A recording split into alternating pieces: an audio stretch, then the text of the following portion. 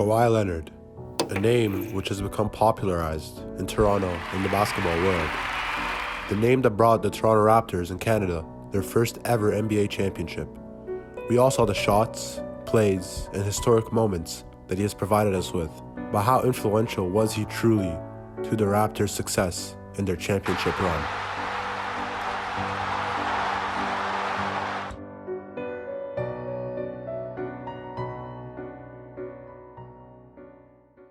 Before we start talking about Kawhi Leonard's excellence, we need to break down the basics. For context, the 2018-19 season NBA championship was played through the NBA postseason, or otherwise known as the playoffs, where the best 16 teams from the league would compete for the prize. The winners of the NBA Finals were recognized as the new champions of the NBA and granted the NBA Larry O'Brien Championship. In 2019, the Eastern Conference champion Toronto Raptors defeated the two-time reigning and six-time NBA champions, the Golden State Warriors, in a best-of-7 playoff series, winning 4-2 and becoming the first NBA club based outside the United States to win an NBA championship. Kawhi Leonard, who was traded to the Raptors over the offseason, won the NBA Finals Most Valuable Player award for the second time in his career, and had an absolutely historic season for the Raptors. I mean, just look at this scatter plot that displays how many points Raptors players score in the regular season based off how many shots they take per game. Here we see an extremely strong positive linear correlation with an R value of 0.99,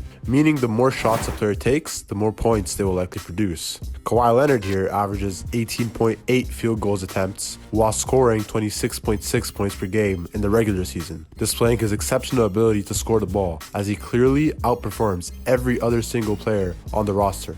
Kawhi Leonard, being the superstar of the Toronto Raptors, takes 21.1% of the shots per game for his team and scores 23.25% of the total points in the regular season.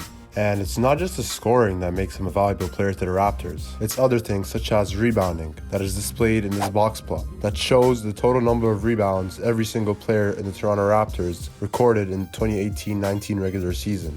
We see that Kawhi Leonard again excels in this category by recording the maximum amount of rebounds, excluding outliers, as he is on the right end of the whisker plot, recording 439 rebounds throughout the year. The two outliers are, of course, Pascal Siakam, a 6'8" forward for the Raptors, who recorded 549 rebounds in his breakout season, and former Defensive Player of the Year Serge Ibaka, who was 6'11" and recorded 601 rebounds in the regular season for the Raptors. Both Siakam and Ibaka played the majority of the minutes for the power forward and center positions, with Siakam playing 31.2 minutes per game and Ibaka playing around 28 minutes per game, meaning they are on the floor for a majority of the game. The IQR for the box plot is 185, which represents a decently large data spread, especially for rebounds. However, this is due to the difference of minutes that players receive, as, of course, less minutes equal less opportunity for rebounds. So, if the minutes were distributed fairly,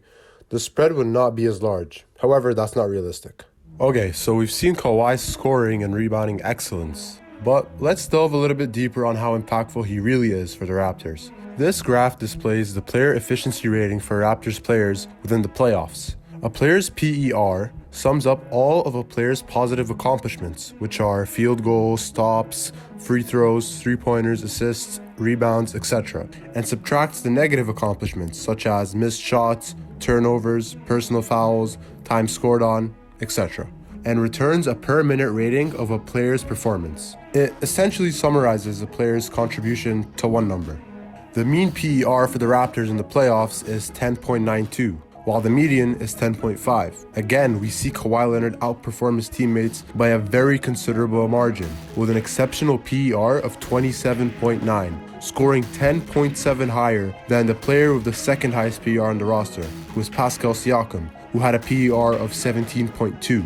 For context, the highest PER that Michael Jordan ever recorded within a playoff run was 32.0, meaning Kawhi Leonard was playing at a very close level to the greatest player of all time within the playoffs. However, Jordan only had to maintain this 32.0 PER for 17 games, while Kawhi maintained his 27.9 PER for 24 games, while facing off against arguably much harder teams, such as the Orlando Magic, the Philadelphia 76ers, the Milwaukee Bucks, and one of the greatest teams of all time in the Golden State Warriors. Another graph that displays Kawhi's effectiveness is this pie chart that displays each player's contribution to the total number of free throws which are made within the playoffs. Again, we see Kawhi Leonard dominating within this category as he makes 41.2% of the Raptors' total free throws within the playoffs. The graph does not only demonstrate Kawhi Leonard's excellence from the free throw line, but also displays his aggressiveness in attacking the basket, since players are most likely to be fouled when they are within the paint area, within 16 feet of the basket. Kawhi was willing to be aggressive and take on excessive contact for the sake of his team,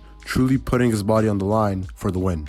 I know we had already discussed Kawhi Leonard's impressive scoring ability. However, we need to discuss his individual scoring games within the playoffs. This histogram represents the frequency of X number point games Kawhi Leonard had within the playoffs. For example, there were 5 games where Kawhi had between 15 and 25 points. So, the frequency for that category is accordingly 5. The data displays a positively skewed distribution, which makes sense since it becomes increasingly hard to score more points once a player reaches the 35-point mark, since opposing teams start to send double teams to prevent one player from dominating. For one player to be able to record this many high-scoring totals within one playoff run is a historical and very impressive feat, displaying that Kawhi's presence was crucial for the Raptors in the playoffs. Kawhi Leonard's modal interval for scoring is between 25 points and 35 points, as he scores within these intervals the most, achieving a total within this interval 11 times within 24 games. The last piece of evidence I'd like to show to display Kawhi's dominance and value to the Raptors is this summary chart that compares Kawhi Leonard's field goals